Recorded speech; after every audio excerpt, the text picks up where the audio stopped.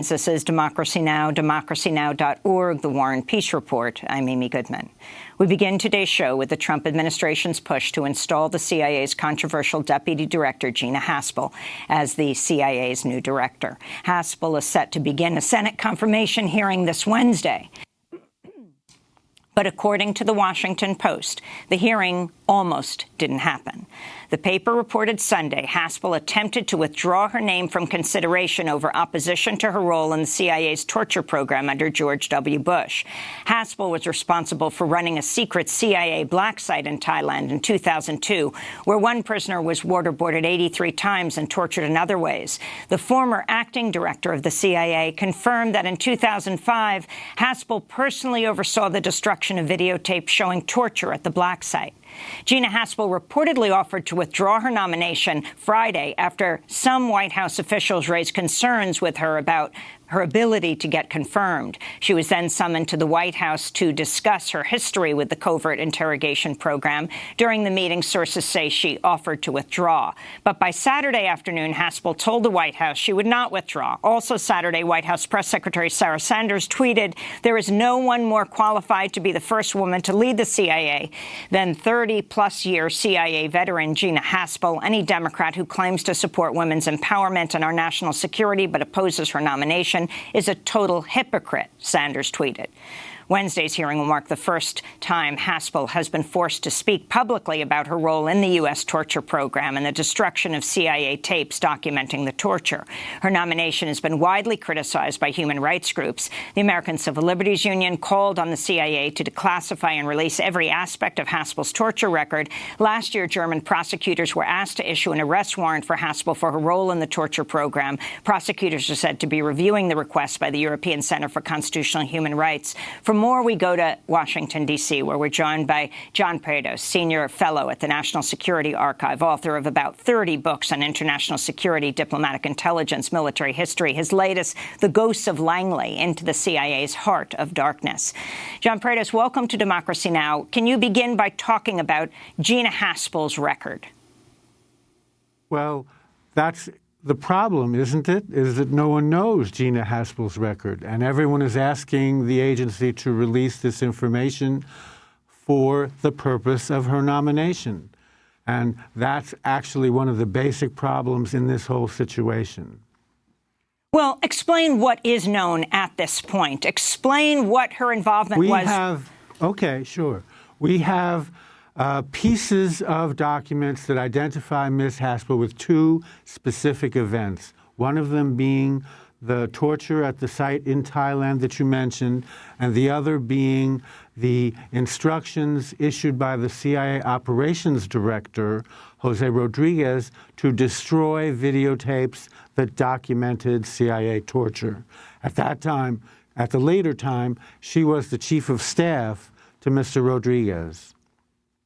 So the documentation that we have has excised from it. This is typical in declassification work. The names, the information, the words that would identify, in fact, what Haspel's exact role was in this situation. And, of course, there would be surrounding documents like conversations between high-level officials at the agency talking about the result of the destruction of the videotapes, as well as documents that we don't even know about yet that concern Haspel's efforts in Thailand and as chief of staff. After Donald Trump announced Gina Haspel as his pick to lead the CIA to replace Pompeo, who just became Secretary of State, Democracy Now! Spoke with John Kiriakou, the former CIA analyst who blew the whistle on the torture program and was jailed for nearly 2 years. Kiriakou personally knew Haspel when he worked at the CIA. This is what he said. We did call her Bloody Gina. Gina was always very quick and very willing to use force.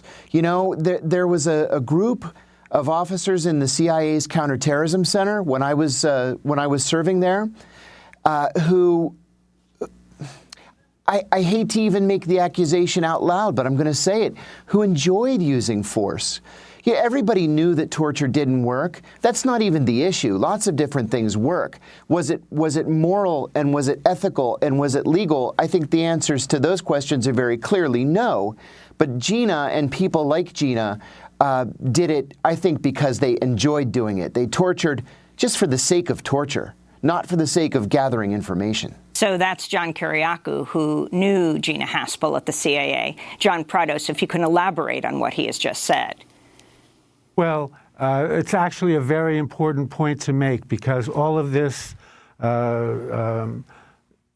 malarkey about putting a woman at the top of the CIA disguises one of the main problems here, which is that what we're talking about is the head of an agency who faces outwards to the entire world. And if we put in place a person who is an acknowledged torturer, then the message that we are sending the world is that America is not your friend. America is not someone that you want to cooperate with. And the problem with this whole question of the secrecy of the documents and all of this is that no one outside the rarefied, classified levels of this secret society, if you want to call it that, knows what the story, the real story is with Gina Haspel. So the consequence of that is essentially that the Senate is being asked, the American people are being asked to accept a pig in a poke. Which is why the American Civil Liberties Union has filed a Freedom of Information Act request seeking documents relating to the CIA's efforts to get the Senate to confirm Gina Haspel as CIA director. The CIA has said it's being, quote, more robust than normal in supporting Haspel's nomination. This includes a string of enthusiastic tweets and press releases endorsing Haspel's record. ACLU attorney Dror Ladin called these efforts propaganda, saying for years the CIA waged a propaganda campaign to mislead the American public and its elected representatives about the CIA's brutal and unlawful torture program. The American people have a right to know about the new propaganda campaign that the CIA is now waging on behalf of Gina Haspel, even as it hides her responsibility for torture and role in destruction of torture evidence. That's what the ACLU is saying. And, of course, Gina Haspel is now acting head of the CIA, so she is in charge of what gets out and what doesn't. You, John Prados, have written that the confirmation hearing would actually be an important event to get information out, if, in fact, you believe Democrats or Republicans will ask about her role in torture. Well, actually, and let me add to what you just said. I work for the National Security Archive. We have also filed suit for those documents. And so there's a widespread efforts to open up the record. I don't think any of this is going to happen, though, before the nomination hearing, and that's part of our problem. In any case, I want to also add to the conversation about the director of the CIA being sold, actually, but like a box of cereal. For example, to this day, this morning, there is no publicly available document that even tells you what were Gina Haspel's duty stations during her 30-year career at the CIA. We know the things that we talked about earlier in the program, and that's almost the only open information that exists. There was actually a CIA release that gave some details about Ms. Haspel's career, but if you went to the CIA's website, you could not find that document. That's how open the agency's approach to informing the American public on this is. How different is her nomination process from other high-level intelligence officials' nomination processes like Michael Hayden, Porter Goss, George Tenet? Very different. The standard has always been that there's a high degree of detail, high degree of inquiry applied in one of these situations. The nominee fills out an extensive questionnaire. This is made available to the public. The nominee appears at hearings, both open and private, and answers questions for the record, and all of that becomes a package that's available to the American people.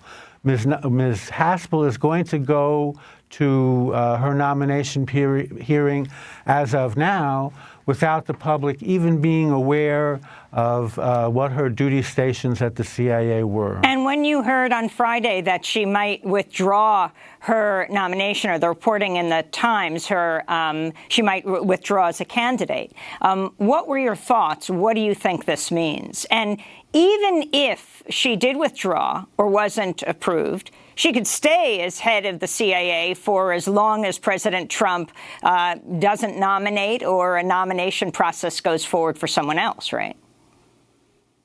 That's actually correct, yes. But let me go back to my thoughts. My thoughts were, this shows that, in fact, they're starting to understand that there's a problem here. I think initially they might have thought that they could just waltz through this process and not pay attention. But when people started asking for information,